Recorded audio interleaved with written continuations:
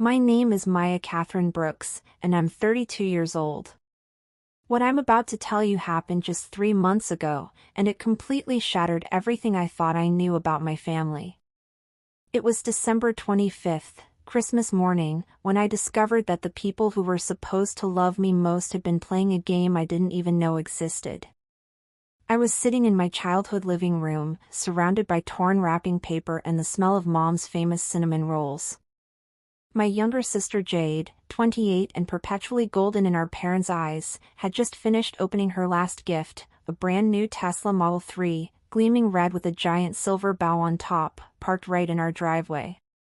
The car was worth $60,000.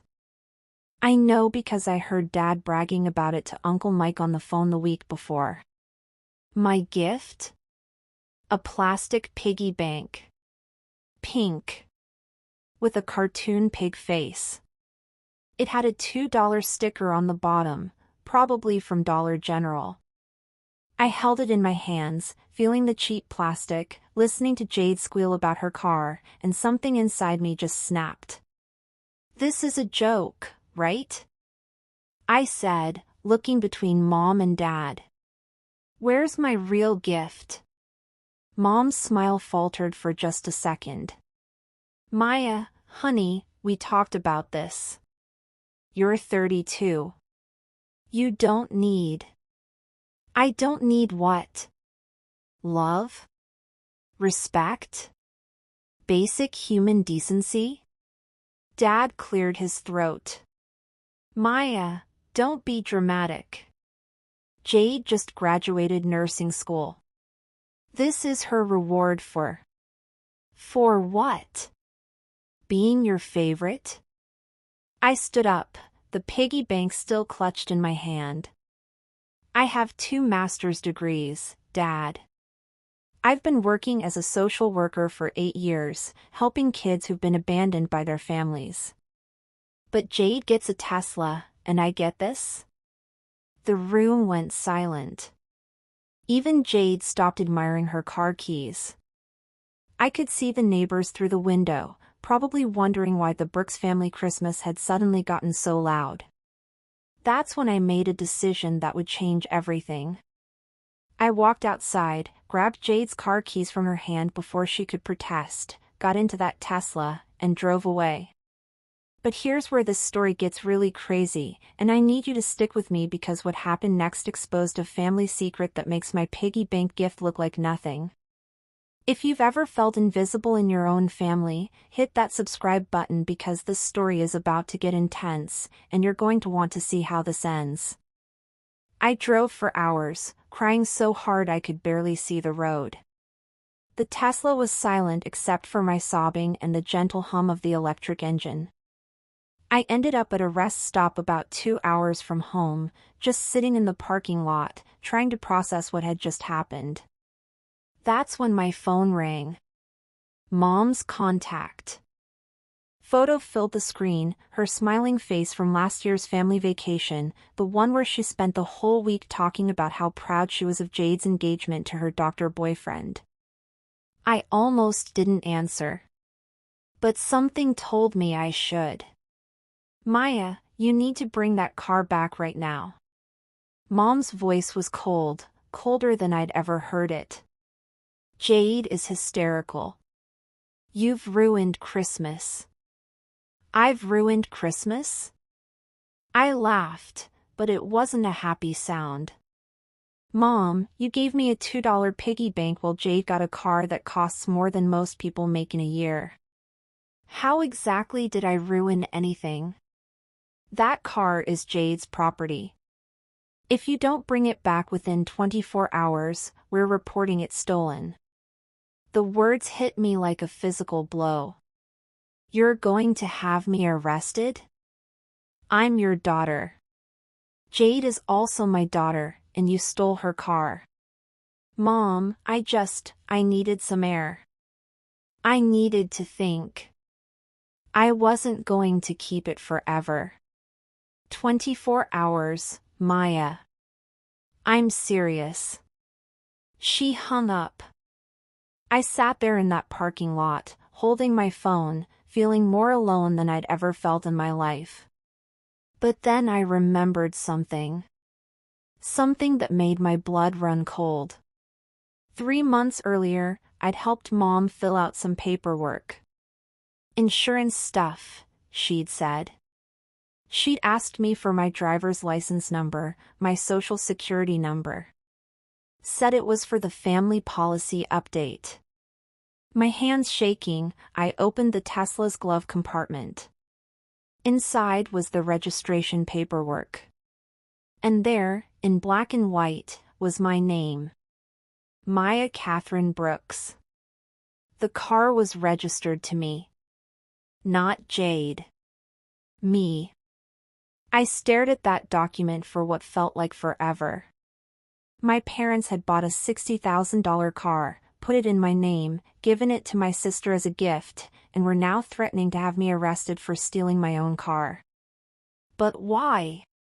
Why would they put Jade's car in my name? What were they trying to hide?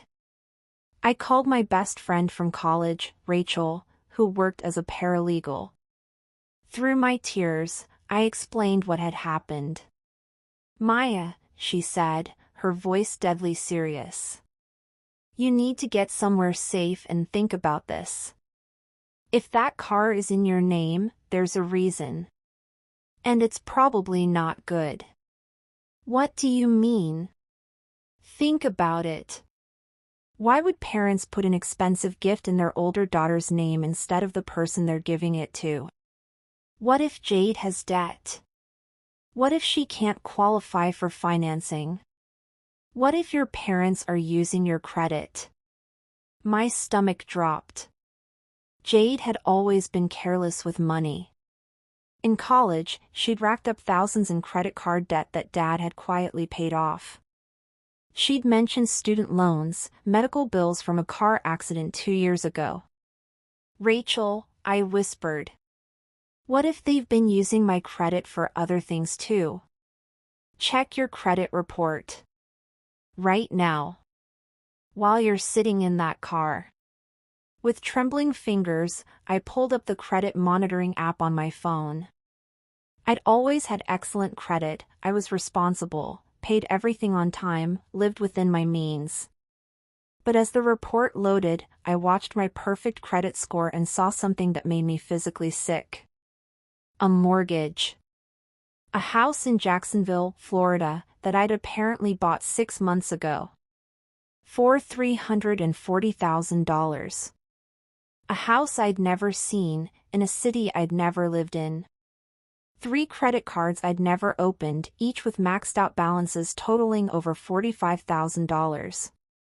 A business loan for something called Jade's Wellness Spa LLC for $75,000. My credit score had plummeted from 780 to 520. I was apparently hundreds of thousands of dollars in debt for things I'd never bought, never signed for, never even known existed. I was going to be sick. I stumbled out of the Tesla and vomited in the parking lot, my whole body shaking. 28 years of being the responsible one, the good daughter, the one who always did the right thing, and my own family had destroyed my entire financial life. They hadn't just given my sister a car. They'd given her my entire future. But the worst part?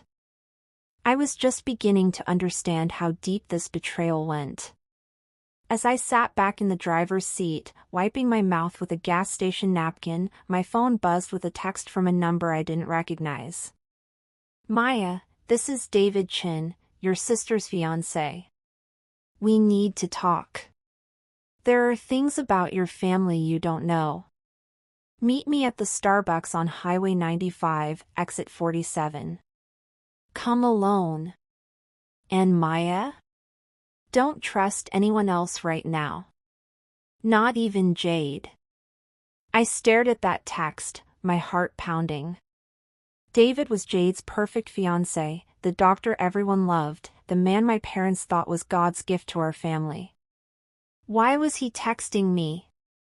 And why was he telling me not to trust his own fiancé? The Tesla's GPS showed I was only 15 minutes from exit 47. I had a choice to make. I could drive home, face my parents, and try to sort this out like the good daughter I'd always been. Or I could meet David and find out just how bad this really was. The piggy bank sat on the passenger seat next to me, that stupid cartoon pig face smiling like this was all some kind of joke. I started the car and headed for exit 47. Because if my family could destroy my credit, steal my identity, and threaten to have me arrested for taking my own car, then maybe it was time to stop being the good daughter and start being the woman who fought back. But I had no idea what David was about to tell me would make everything I'd just discovered look like child's play. The Starbucks was nearly empty at 6 p.m. on Christmas Day. David Chin was sitting in the corner booth, still wearing his Christmas sweater, a ridiculous red thing with a reindeer on it that Jade had bought him. But his face was anything but festive. When he saw me walk in, he looked like he'd seen a ghost. "Maya," he said, standing up. "Thank God you came. Are you okay? You look like someone whose entire family just destroyed her life." I sat down across from him, not bothering with pleasantries. "Yeah, I'm fantastic. So tell me, David, what exactly am I supposed to know about my family?" He ran his hands through his hair, a gesture I'd seen him make whenever he was stressed. I'd known David for 3 years, since he and Jade had started dating. He was always the calm one, the steady presence at family dinners. Seeing him this anxious made my stomach churn. "Maya, I need you to promise me you won't do anything rash after I tell you this. Promise me you'll let me help you figure out how to handle it. David, just tell me. How much worse can it get?" He pulled out his phone and showed me a photo. It was a bank statement. But not just any bank statement, it was from a business account for Jade's Wellness Spa LLC, the business loan I just discovered on my credit report. "Your sister has been planning this for over a year," he said. "The spa, the house in Florida, all of it. She's been using your information to build credit for her business. But Maya, it's not just debt she's been putting in your name." "What do you mean?" "The spa is a front. Jade isn't planning to run a wellness business. She's been taking money from investors, promising them huge returns on a luxury spa retreat in Florida. She's raised over $2 million. My mouth went dry. $2 million? For what? That's just it. There is no spa. The house you're apparently buying? It's supposed to be the spa location. But Jade's been using the investor money for other things. The Tesla, expensive vacations, shopping sprees. She's been living off investor money while building debt in your name." I felt like I was in free fall. That's fraud. That's securities fraud. David, that's federal prison time. I know. And it gets worse. Your parents aren't innocent victims here. They've been helping her. Your dad's construction company has been billing fake work to the spa project. Your mom has been helping create fake documentation. They're all in on it. I thought about Mom asking for my personal information 3 months ago. The insurance paperwork that wasn't insurance paperwork at all. How do you know all this? David's face crumpled. Because they tried to get me involved. Last month, Jade asked me to invest my savings in the spa. $50,000. She showed me all these business plans, financial projections. It looked legitimate until I started asking questions. What kind of questions? Simple things. Like, why hadn't I met the architect? Why were all the permits filed under your name instead of hers? Why did she need cash up front instead of going through proper business channels? I leaned back in my chair, trying to process everything. So you investigated.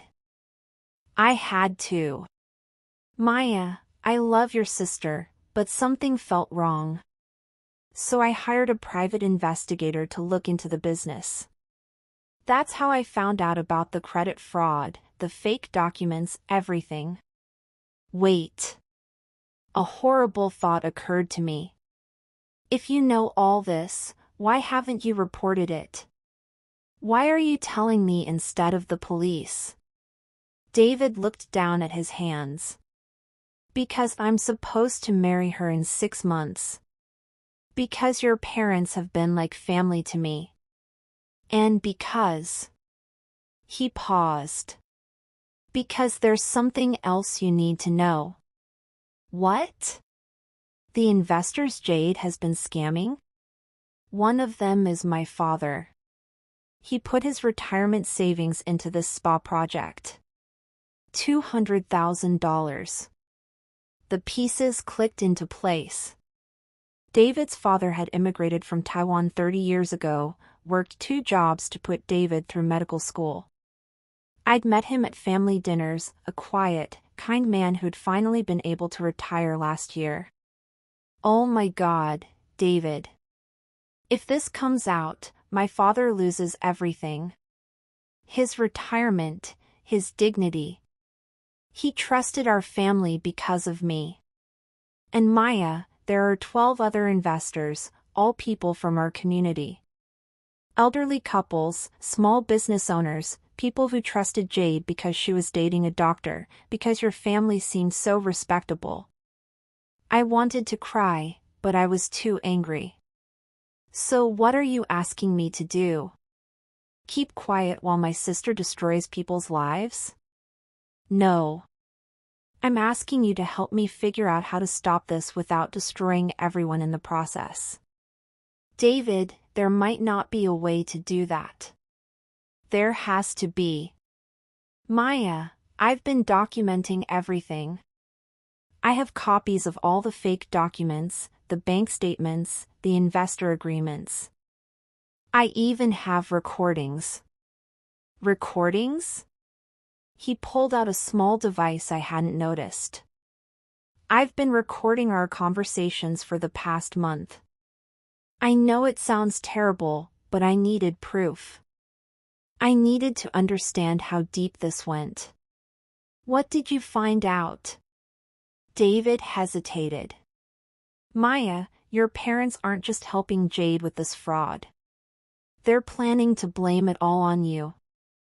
The world seemed to stop. What? I recorded your mother on the phone with Jade 2 weeks ago. They've been planning this for months. All the debt, all the fake documents, everything is in your name so that when this falls apart, you take the blame. They're going to say you stole Jade's identity, that you created the fake business, that you took the investor money. I couldn't breathe. But why? Why would they do this to me? Because you're the responsible one. You're the one with the clean record, the good job, the stable life. If they can make it look like you had a breakdown, got jealous of Jade's success, and decided to ruin her life, then everyone will believe it. And Jade goes along with this? Maya, it was Jade's idea. The words hit me like a physical blow. My baby sister, the girl I'd protected from bullies in high school, the one I'd helped with homework and college applications, the one I'd always thought of as spoiled but ultimately good-hearted, had planned to destroy my life. There's more, David said quietly. The piggy bank? That wasn't just a cruel joke. They gave it to you because they wanted to make you angry, wanted you to do something impulsive like take the car. They're planning to use your reaction as evidence that you've been mentally unstable, that you've been jealous and erratic. I thought about the neighbors watching me storm out, about Mom's cold voice on the phone, about the 24-hour ultimatum. They were building a case against me, and I'd played right into their hands. David, I need to ask you something, and I need you to tell me the truth. Of course. Do you love my sister? He was quiet for a long time. I thought I did. But the woman I fell in love with doesn't exist. The real Jade is someone who can look at investors, elderly people who trusted her with their life savings, and lie to their faces.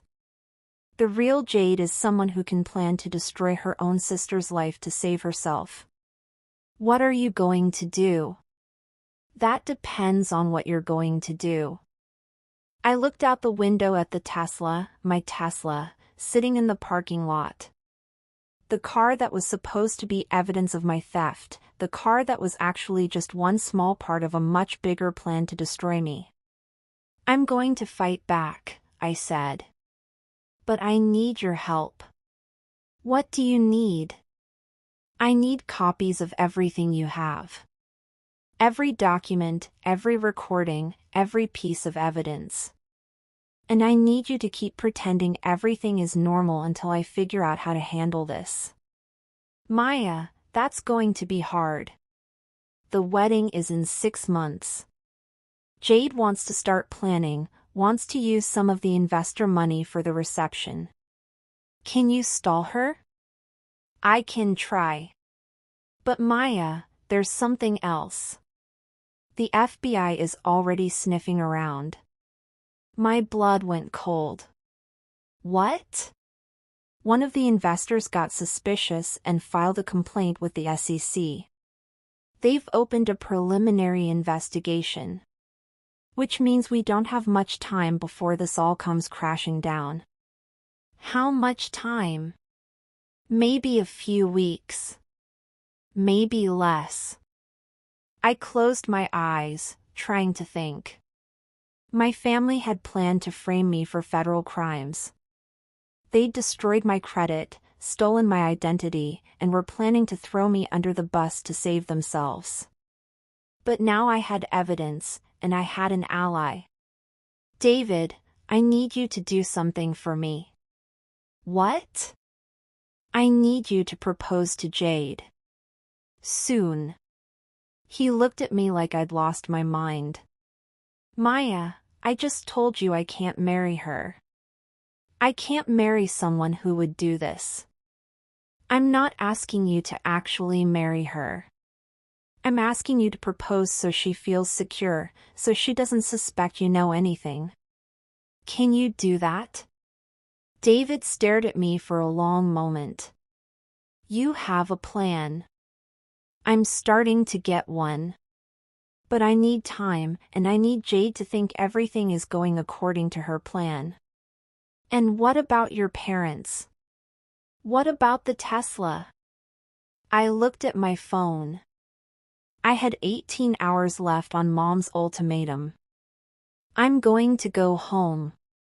I'm going to return the car and apologize for my outburst. I'm going to play the part of the chastened older sister who learned her lesson. Maya, that's dangerous. If they think you suspect something, they won't. Because I'm going to give them exactly what they expect.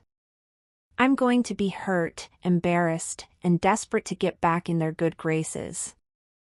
I'm going to be the perfect victim. David reached across the table and grabbed my hand. Maya, promise me you'll be careful. These people, your family, they're more dangerous than you think. I know. But David, I've spent 8 years helping kids who've been betrayed by the people who were supposed to protect them. I know how to handle manipulators and liars. This is different. This is your family. No, I said, standing up. My family wouldn't do this to me. These people are strangers who happen to share my DNA. As I walked back to the Tesla, my phone buzzed with a text from Jade. Maya, please come home. I'm so sorry about Christmas. We need to talk.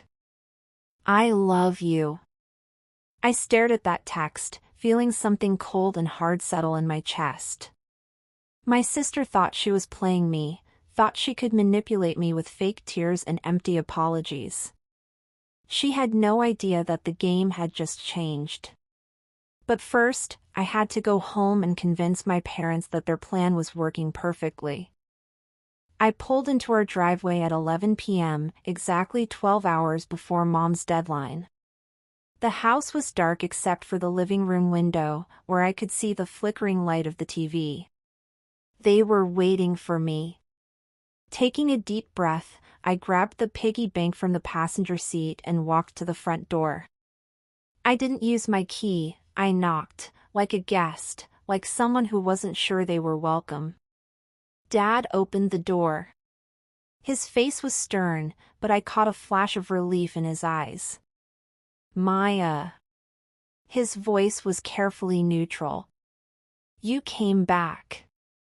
I'm sorry, Dad. I'm so sorry. I don't know what came over me. I let my voice crack a little, let my eyes fill with tears.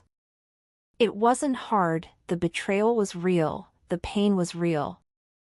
I just had to channel it in the right direction. Come in. Your mother and I need to talk to you. The living room looked like a war zone. Wrapping paper was still scattered everywhere, and Jade was curled up on the couch in her pajamas, looking like she'd been crying. When she saw me, she jumped up. Maya! Oh my God, I was so worried about you. She rushed over and hugged me, and for a moment, muscle memory kicked in. This was my little sister, the girl who used to crawl into my bed during thunderstorms. But then I remembered David's words, it was Jade's idea, and I forced myself to hug her back. I'm sorry, Jade. I ruined your Christmas. No, you didn't ruin anything. I should have thought about how you'd feel. Mom and Dad explained about your financial situation. I pulled back, confused. My financial situation? Mom spoke from her chair, her voice gentle but firm. Honey, we know things have been hard for you. The debt, the bad credit, the stress of trying to keep up appearances. My stomach dropped. They were starting their narrative, testing to see how much I knew. I don't understand. Maya, Dad said, sitting down across from me. We've known for months that you've been struggling. The credit card debt, the missed payments. We didn't want to embarrass you by bringing it up, but when we were planning Christmas gifts, we thought it would be better to give you something practical instead of something expensive you couldn't afford. The piggy bank. They were actually trying to spin the piggy bank as a thoughtful gift. But Jade got a car. Jade's situation is different, Mom said. She's getting married soon, she needs reliable transportation for her new job at the hospital. And her credit is excellent. Of course it was. Because all her debt was in my name. I still don't understand why you couldn't get me something nicer. Even something small. Jade sat down next to me and took my hand. Maya, Mom and Dad told me about the business loan you took out. For your spa idea? They said it didn't work out and you've been really stressed about the money. I stared at her. She was actually sitting there, holding my hand, talking about the fake business she created in my name like I was the one who'd created it. My spa idea? It's okay, she said softly. I know you were trying to compete with my nursing career, trying to prove you could be successful too. But Maya, you don't need to prove anything to anyone. The gaslighting was so smooth, so practiced, that for a second I almost doubted myself. This was what they'd been planning, the story they were going to tell when everything fell apart. Maya, the jealous older sister who'd tried to start a business to compete with perfect Jade, who'd gotten in over her head with debt and bad decisions. I'm just so confused, I said, letting my voice waver. I feel like I'm losing my mind. That's why we think you should see someone, Mom said gently. Dr. Peterson has been our family doctor for years. He could recommend a therapist, maybe someone who specializes in financial stress and family dynamics. A therapist. Someone who could document my mental state, who could provide evidence that I'd been unstable and erratic. Maybe that's a good idea, I said. I have been feeling really overwhelmed lately.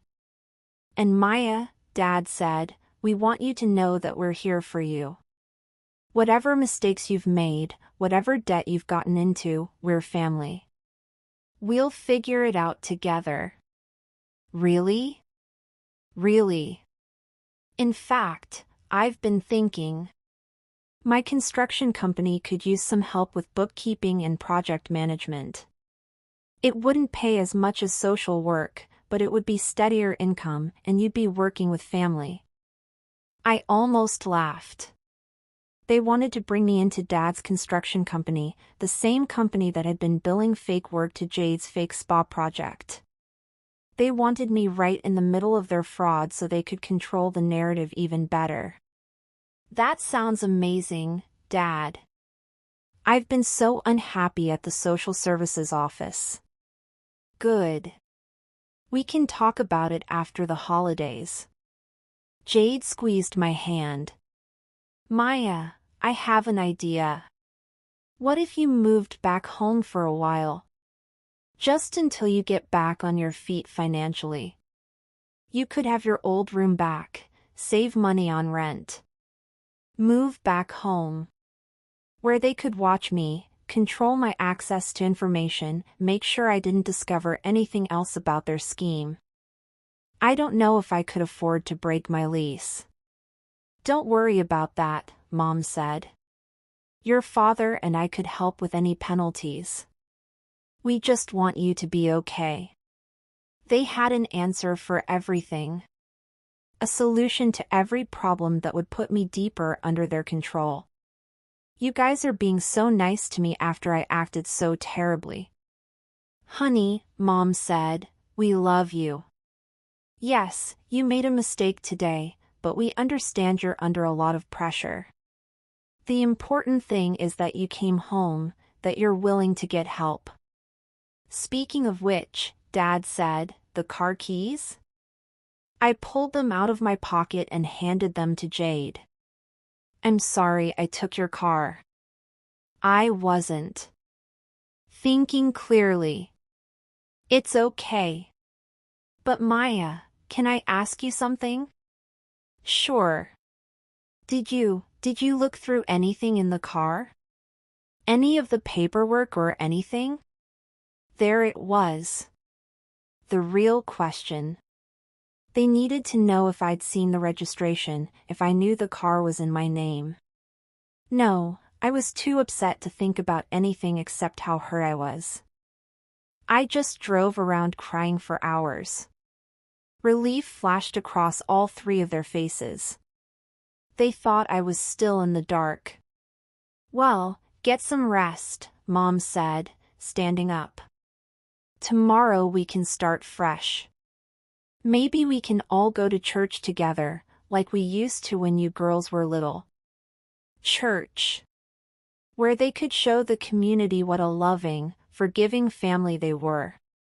Where I could play the role of the repentant daughter who'd learned her lesson. That sounds nice. I hugged them all goodnight and went upstairs to my childhood bedroom. It looked exactly the same as when I'd left for college 14 years ago, purple walls, boy band posters, a twin bed with a flower comforter. The room of a girl who'd trusted her family completely. I sat on the bed and pulled out my phone. 3 missed calls from David and a text, "Are you safe? Did everything go okay?" I texted back, "I'm fine." They bought it completely. "Can you meet me tomorrow?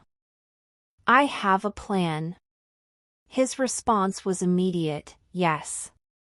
But Maya, be careful. I recorded Jade on the phone with someone tonight. It sounded like they're moving faster than we thought. My blood went cold. I typed back, "What did she say?" She said the Maya situation was handled, but they needed to accelerate the timeline. Something about moving money before the investigation gets deeper.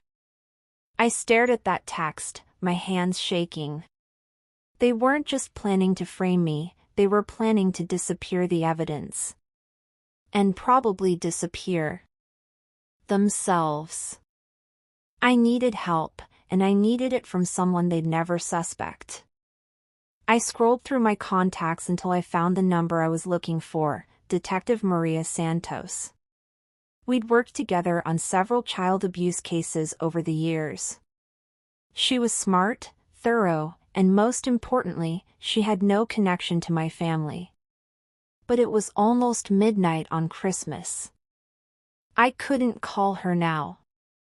Instead, I opened my laptop and started documenting everything. Every conversation from tonight, every detail David had shared, every piece of the puzzle I could remember. If something happened to me, if they managed to make me disappear or discredit me completely, I wanted there to be a record. As I typed, I heard voices downstairs. Jade and my parents were talking, but I couldn't make out the words.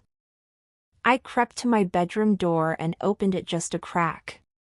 "She doesn't suspect anything," Jade was saying. She looked right at me when I mentioned the spa and didn't even flinch. "Good," Dad replied. "But we need to be careful. Maya's always been smart. Smarter than we gave her credit for. She's also always been naive," Mom said. "She wants to believe the best in people, especially family. That's her weakness. It's also what makes her dangerous," Jade said. "If she ever figured out what we've been doing." "She won't," Dad said firmly. "And even if she did, who would believe her? A woman with destroyed credit, a history of financial problems, a family that's willing to testify she's been unstable and erratic. Plus," Mom added, "Dr. Peterson owes me a favor. If Maya starts making wild accusations, we can have her committed for psychological evaluation. Temporary hold, just long enough to move everything offshore." Offshore. They weren't just planning to frame me, they were planning to run. "How much time do we have?" Jade asked. "The investigator said the FBI is moving slowly," Dad replied. "But that Chin boy has been asking too many questions. We might need to accelerate the timeline." "What about David?" Jade asked. "He's been acting strange lately.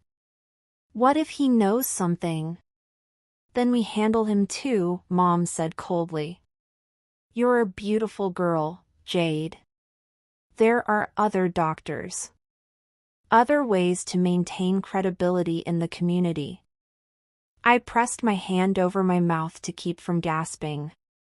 They were talking about David like he was disposable, like everyone was disposable except themselves. "The investors are getting impatient," Jade said. "Mrs. Kim called again today asking about the spa progress. And Mr. Patterson wants to visit the Florida property." "Stall them," Dad said. "Tell them there are permit delays, construction issues. We just need 2 more weeks to move the remaining funds." "And Maya?" "Maya is going to have a mental breakdown," Mom said matter-of-factly. "She's going to confess to stealing investor money, forging documents, and trying to frame her innocent little sister. She's going to be so overcome with guilt and shame that she'll either disappear voluntarily or need to be institutionalized for her own safety." "What if she fights back?" "She won't. Maya's always been the good girl, the rule follower. She'll take responsibility because that's who she is. And if she doesn't..." Dad paused. Well, sometimes good people have accidents when they're under extreme stress. The room went silent, and I realized what he was saying. If I didn't cooperate with their plan to destroy me, they were prepared to kill me. I backed away from the door on shaking legs and sat down on my bed. My own family, the people who'd raised me, who'd claimed to love me, were discussing my death like they were planning a vacation. I grabbed my phone and texted David, "Emergency. They're planning to move the money offshore. 2 weeks max. And David, they're talking about making me disappear permanently." His response was immediate: "Get out of that house. Now." "I can't. If I run, they'll know I heard them. I have to play along until we can stop them. Maya, this is too dangerous. I'm not leaving those investors to lose everything. And I'm not letting my family destroy innocent people to save themselves." "Then what's the plan?" I looked around my childhood bedroom, at the photos of family vacations and graduation parties, at the evidence of a life built on lies and manipulation. "I'm going to give them exactly what they want. I'm going to have a breakdown, confess to everything, and take full responsibility for the fraud." "Are you insane?" "No. I'm going to confess, while wearing a wire. And I'm going to make sure they implicate themselves in every single crime they've committed." There was a long pause before David replied, "You want to record your own family destroying you?" "I want to record them confessing to federal crimes while they think they're safe." "David, can you get me a recording device? Something small, something they'd never suspect?" "Yes. But Maya, if they catch you, then at least the recording will survive. The investors will get their money back, and my family will go to prison where they belong. And what happens to you?" I looked at myself in the mirror across the room. 32 years old, successful career, master's degrees, a life I'd built through hard work and integrity. A life my family had already destroyed. I don't know. But I'm done being the victim. Downstairs, I heard footsteps on the stairs. They were coming up to bed, probably satisfied that their plan was working perfectly. Tomorrow, I would start the most dangerous performance of my life. I would pretend to be mentally unstable while secretly recording evidence of their crimes. I would let them believe they were manipulating me while I gathered enough proof to send them to prison. But first, I had to survive the night in a house with people who'd just discussed killing me. I turned off the lights and got into bed fully clothed, my phone clutched in my hand. If they decided to accelerate their timeline tonight, if they decided I was too dangerous to keep alive, I wanted to be ready to run. Outside my window, I could see the Tesla in the driveway. My car, registered in my name, the first piece of evidence in a fraud scheme that had destroyed my credit and could destroy my life. But it was also proof. Proof that everything they'd told me tonight was a lie. Proof that I'd been set up from the beginning. And tomorrow, I was going to start collecting a lot more proof. The question was whether I'd live long enough to use it. 3 days later, I was sitting in Detective Santos' unmarked car in the parking lot of a McDonald's 20 miles from home, trying to stop my hands from shaking as she attached a tiny recording device to the inside of my bra. "Maya, you don't have to do this," she said for the third time. "We have enough evidence to start an investigation based on what you and David have provided. We can arrest them now." "And then what?" "They claim I'm lying, that I'm mentally unstable, that I created the fraud myself. Without recordings of them confessing, it's my word against theirs, and they've spent months building a case that I'm unreliable." David, sitting in the front seat, turned around. "She's right. I've been documenting everything, but Jade still thinks I don't know anything. If we arrest them now, they'll lawyer up and blame everything on Maya. Plus, I added, the investors' money is still out there. If we don't get them to reveal where they've hidden it, those people lose everything. Detective Santos sighed. Okay, but the moment you feel unsafe, you say the code word and we come in. Don't try to be a hero.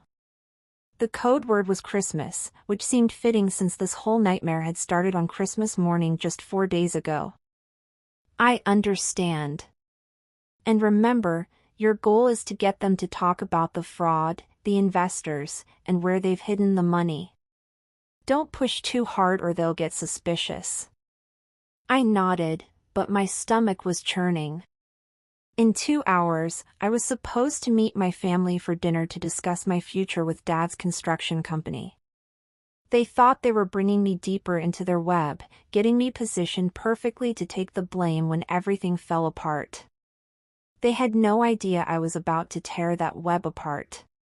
Maya, David said, I hate this. These people raised you. Whatever they've done, they're still your family. No, I said firmly. Family doesn't destroy each other. Family doesn't plan to kill each other. These people are criminals who happen to share my DNA. Detective Santos handed me an earpiece so small it was barely visible. We'll be listening to everything. If anything goes wrong, we'll be there in 30 seconds. I drove home in my beat-up Honda Civic, the car I'd been driving for 6 years while my parents bought my sister a Tesla with my identity. The recording device felt huge against my chest, even though I knew it was practically invisible. The house looked the same as always, suburban, respectable, normal. No one would ever guess that the people inside were planning to flee the country with $2 million in stolen investor money. Mom answered the door with a huge smile. Maya! Perfect timing. I made your favorite, pot roast and mashed potatoes. Thanks, Mom. It smells amazing. Jade appeared in the hallway, practically glowing. Maya, I have news. David proposed last night. She held up her hand, showing off a massive diamond ring. I had to admire David's commitment to the performance, even knowing what he knew about her. He'd gone through with the proposal to maintain his cover. Oh my God, Jade. It's gorgeous. When's the wedding? We're thinking June. David wants something small and elegant. I was hoping you'd be my maid of honor. Maid of honor at a wedding that would never happen, for a sister who was planning to destroy my life. I'd be honored. Dad called from the dining room. Girls, come eat before it gets cold. We sat around the same table where we'd had thousands of family dinners, where I'd done homework while Mom cooked, where we'd celebrated birthdays and holidays. Now it felt like sitting in a museum of lies. So, Maya, Dad said, cutting his pot roast. I've been thinking about the position at my company. I could really use someone to handle client relations and project coordination. That sounds perfect, Dad. I've been thinking a lot about what you all said on Christmas night, about my financial problems and everything. I think I need a fresh start. That's so mature of you, Mom said. It takes courage to admit when you've made mistakes. I just feel so stupid about the spa thing. I don't know what I was thinking, trying to start a business when I barely understand finances. I watched their faces carefully. Jade's smile faltered for just a second. She wasn't expecting me to bring up the spa directly. Honey, Mom said gently, you don't need to be embarrassed about that. You were trying to follow your dreams. It just didn't work out. But I lost so much money. The investors must hate me. What investors? Dad asked, and I could hear the sharp edge in his voice. The people I got money from. For the spa equipment and the down payment on the Florida property. I keep thinking about Mrs. Kim and Mr. Patterson and the others. They trusted me with their savings and I failed them. The room went dead silent. Jade was staring at me, her face pale. Maya, she said slowly, what exactly do you remember about the spa project? This was it. The moment of truth. I had to convince them that I believed I'd created the fraud myself, that I was taking responsibility for their crimes. I remember being so jealous of your success, Jade. Your nursing degree, your engagement to David, the way Mom and Dad were always so proud of you. I thought if I could create something bigger, something impressive, I could prove I was just as good. So you created the wellness spa business plan, Dad said. It wasn't a question. I thought I was being so smart. Finding investors, creating the LLC, buying the property in Florida. But I was in over my head from the beginning. I didn't understand the legal requirements, the permits, the regulations. And when did you realize it was falling apart? Mom asked. A few months ago. When the investors started asking for progress reports and I didn't have anything to show them. That's when the debt started piling up, when my credit started getting destroyed. I kept thinking I could fix it, that I could make it work if I just tried harder. Jade reached across the table and took my hand. Maya, why didn't you ask us for help? Because I was embarrassed. And because I knew you'd all be disappointed in me for trying to compete with you. Compete with me? Come on, Jade. You're the perfect daughter. The one with the successful career, the doctor fiancé, the bright future. I'm just the social worker who helps other people's broken families because I can't fix my own problems. I could see them relaxing, believing that I was confessing to crimes I'd never committed. Maya, Dad said, what exactly did you do with the investor money? I spent some of it on business expenses, website design, marketing materials, legal fees. But when those didn't work, when I couldn't make progress on the actual spa, I panicked. I used some of the money to pay my personal bills, thinking I'd pay it back when the business took off. How much money are we talking about? Mom asked. About $2 million total from all the investors. Dad choked on his water. $2 million? I know it sounds like a lot, but I thought I could make it work. I thought the spa could generate enough revenue to pay everyone back and still be profitable. Maya, Jade said carefully, where is that money now? That's the problem. Most of it's gone. I spent it on living expenses, trying to keep up appearances, buying things I couldn't afford. I even bought myself a car, but then I felt so guilty I put it in your name as a gift. There it was. The explanation for why the Tesla was registered to me. In their version of events, I'd bought myself a car with stolen money and then given it to Jade out of guilt. The Tesla? Jade whispered. I know it was wrong. I know I should have told you where it came from. But I thought if I could just make you happy, if I could prove I wasn't completely selfish, maybe I could figure out how to fix everything else. Dad was staring at me like I'd grown a second head. Maya, do you understand what you're telling us? You're confessing to securities fraud. Wire fraud. Identity theft. These are federal crimes. I know. And I've decided I need to turn myself in. The silence that followed was deafening. Finally, Mom spoke. Honey, you can't just turn yourself in. Think about your future, your career. There has to be another way to handle this. What other way? I stole money from innocent people. Mrs. Kim might lose her retirement savings because of me.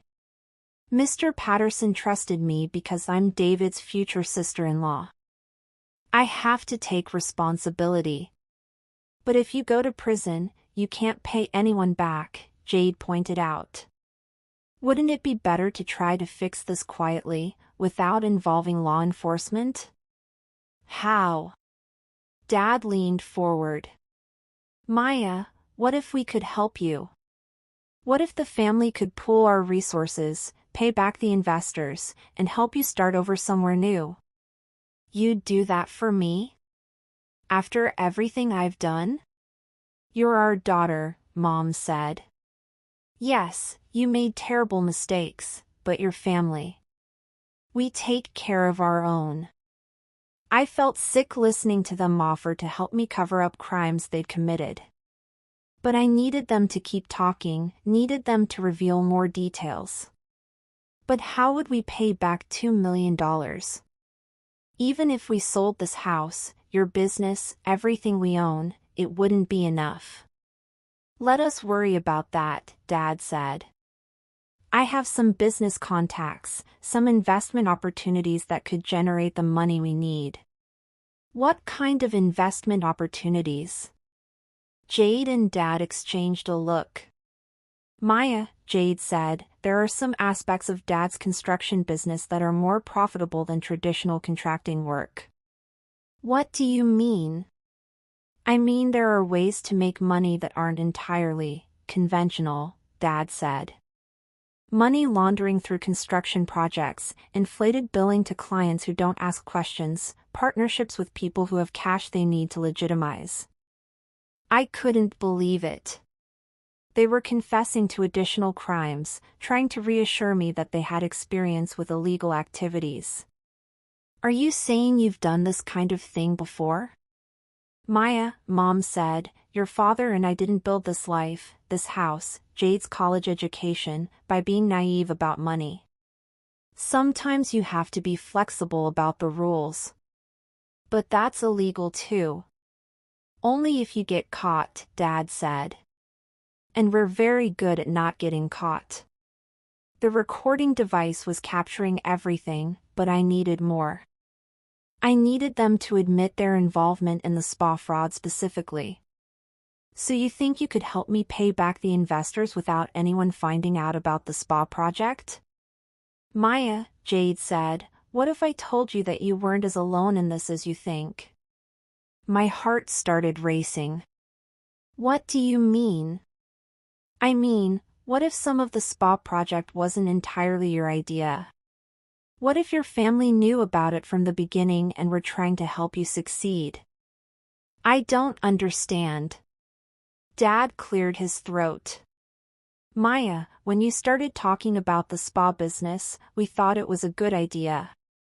We helped you with some of the paperwork, some of the legal filings.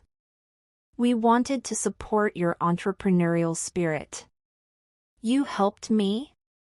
We may have helped you create some of the business documentation, Mom said. The investor agreements, the property contracts, the LLC filings. But I thought I did all that myself. You did most of it, Jade said quickly. We just provided guidance. Made sure everything looked professional. They were trying to admit just enough involvement to explain away any evidence that might surface, while still leaving me as the primary culprit. So when this all falls apart, when the investors find out there's no spa, you'll be in trouble too? Not necessarily, Dad said. Our involvement was minimal.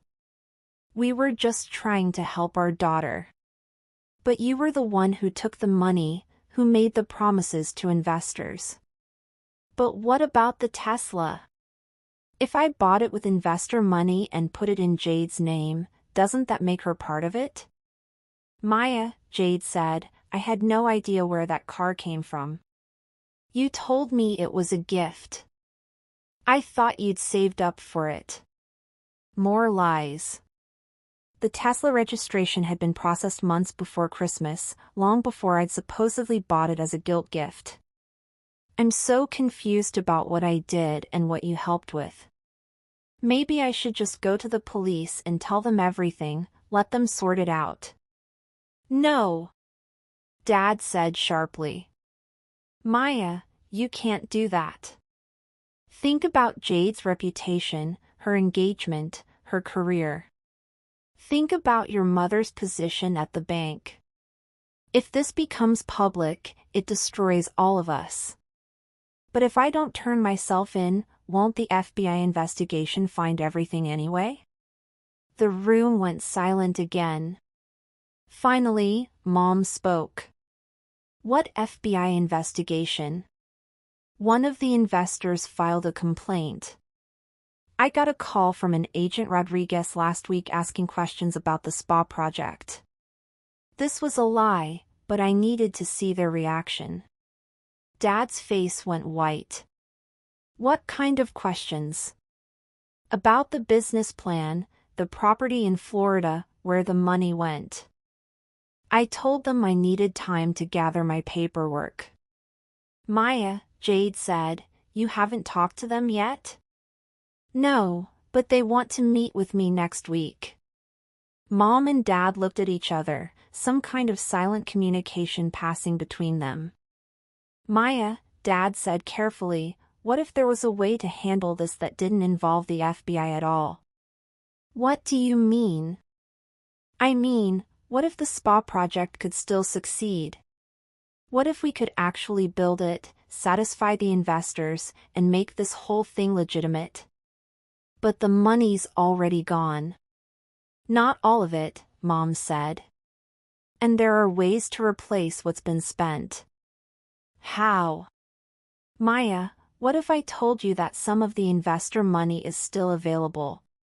That it's been sitting in accounts, waiting for the right time to use it? My pulse quickened. They were about to tell me where they'd hidden the money. I thought I spent it all. You spent some of it, Jade said.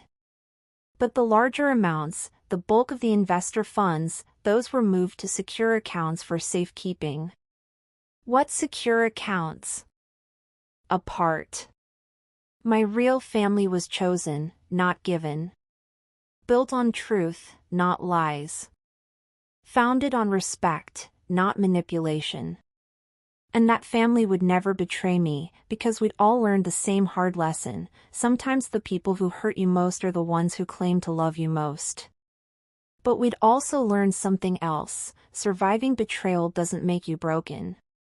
It makes you stronger. It makes you wiser. It makes you more capable of recognizing real love when it finally shows up. 3 years later, I'm married to James, a fellow social worker who understands my work and supports my mission. We have a small house, 2 rescue dogs, and a life built on honesty and mutual respect. I haven't spoken to my parents or sister since their sentencing. They've sent letters from prison, claiming they're sorry, asking for forgiveness, insisting they were just trying to help me. But I know the difference between genuine remorse and manipulation now. Real apologies come with accountability. Real change comes with action. Real love comes with respect for boundaries. And real family? Real family celebrates your success instead of stealing it. Real family builds you up instead of tearing you down. Real family protects you instead of sacrificing you to save themselves. I learned that the hard way, sitting in a rest stop parking lot on Christmas night, holding a plastic piggy bank and discovering that my entire life had been built on lies.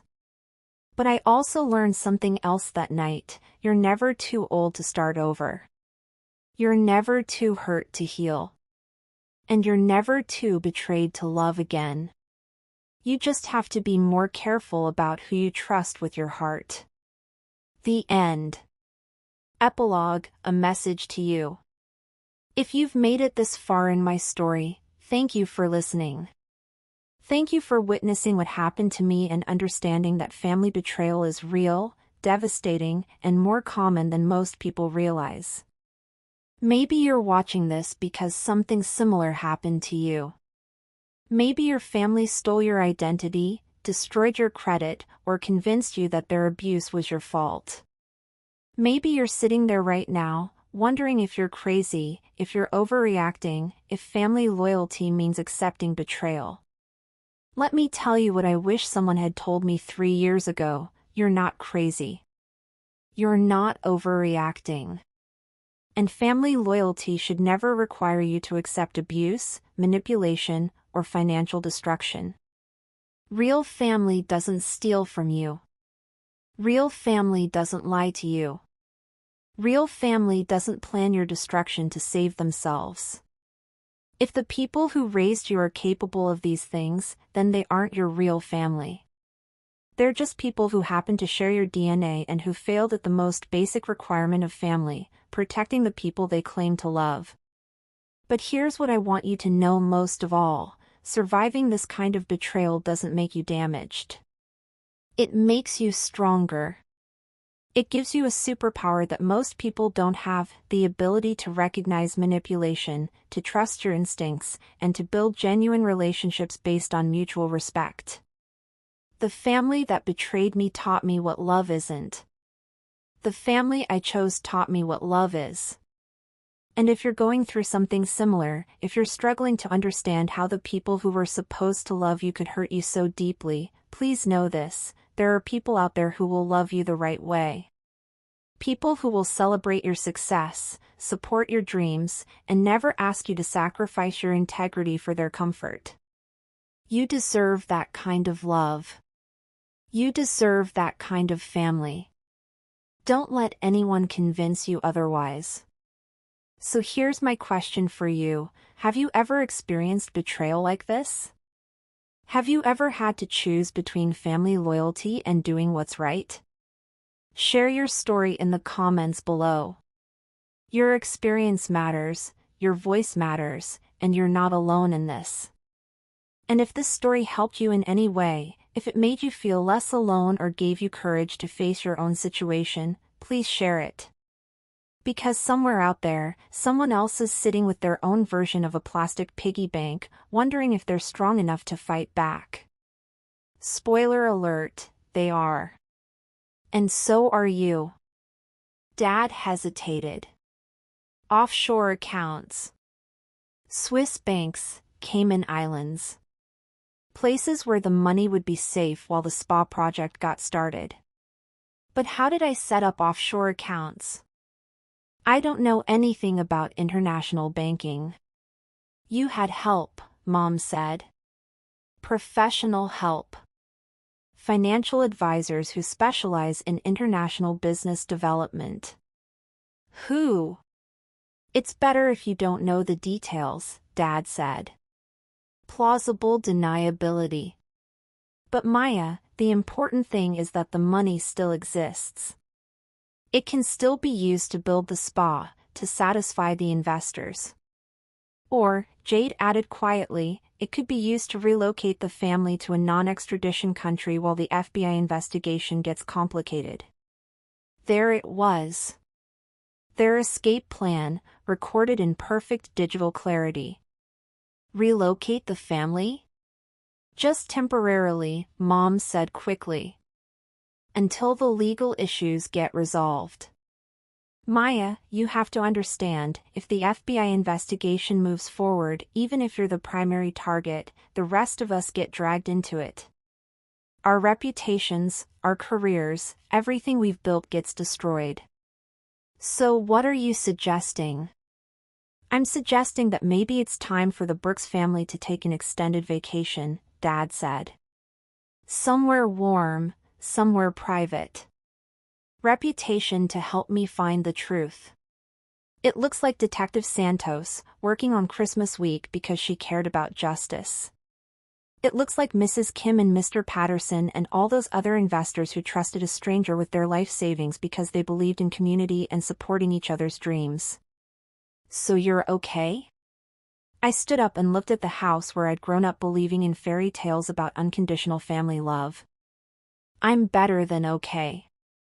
For the first time in my life, I'm free to be myself without worrying about living up to someone else's expectations or competing for love that was never real anyway. As David and I drove away, I saw the Tesla in the driveway, the car that had started this whole nightmare. Tomorrow, I would return it to the FBI as evidence. But tonight, I was driving my beat-up Honda Civic, the car I'd bought with my own money, earned through honest work helping kids who'd been betrayed by the people who were supposed to protect them. Kids like me, I realized. I'd been helping kids like me all along, without even knowing it. 6 months later, I was sitting in a federal courthouse watching my parents and sister being sentenced for their crimes. Dad got 12 years, Mom got 8, and Jade got 15 because she'd been the ringleader. The investors got every penny of their money back, plus interest. David had broken up with Jade while she was in jail awaiting trial. He'd moved to a different city to start fresh, but we stayed in touch. Good friends who'd survived something terrible together. I'd started my own private practice, helping adults who'd been financially abused by family members. Turns out, I wasn't the only one who'd experienced this kind of betrayal. There were hundreds of us, thousands maybe, people whose families had stolen their identities, destroyed their credit, and then convinced them it was their own fault. After the sentencing, Detective Santos found me in the courthouse hallway. "Maya, how are you doing?" "Better. A lot better. My credit's recovering, I love my work, and I'm dating someone who actually likes me for who I am, not who he wants me to be." "That's great to hear. You know, I've been thinking about what you said that night, about how your family underestimated you." "What about it?" "I think you underestimated yourself too. It takes incredible strength to do what you did, to risk everything to protect strangers from people you'd loved your whole life." "Detective, can I ask you something?" "Sure. Do you ever regret it? Choosing justice over family loyalty?" She smiled. "Maya, real family doesn't ask you to choose between them and doing the right thing. Real family stands with you when you do the right thing, even when it's hard." As I walked out of that courthouse, I thought about the little girl who trusted her family completely, who believed that love was unconditional and that family always came first. That little girl had been naive, but she hadn't been wrong about family. She'd just been wrong about who her real family was. My real family was the community of survivors I'd helped build, the clients who trusted me with their stories, the friends who stood by me when everything fell.